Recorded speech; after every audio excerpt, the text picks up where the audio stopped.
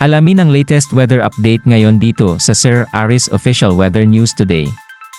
Satellite images nga natin, makikita natin yung southwest monsoon o habagat na patuloy na nakaka-apekto, partikular na sa kanlurang bahagi ng Luzon. Makikita nyo, medyo maulap pa rin yung kalangitan, partikular na sa may bahagi ng Ilocos Region at ilang bahagi ng Central Luzon, yung area ng Bataan at Zambales. Asahan pa rin na malaking tsansa ng mga pag-ulan sa araw na ito. Samantala, patuloy pa rin yung pagmamonitor natin dito sa low pressure area na ating huling namataan na sa 220 kilometers northeast ng Apari sa lalawigan naman ng Cagayan. Sa ngayon, basta pinakahuling datos natin, medyo nahihirapang maging isang bagyo itong low pressure area na ito dahil nasa isang environment siya na hindi conducive para ma-develop into a tropical depression. Pero patuloy pa rin nating i-monitor itong low pressure area na ito sa mga susunod na oras. At samantala, sa iba pang bahagi ng ating bansa, sa eastern side ng Luzon, sa Kabisayan at sa Mindanao, mga isolated rain showers and thunderstorms naman ang mararanasan.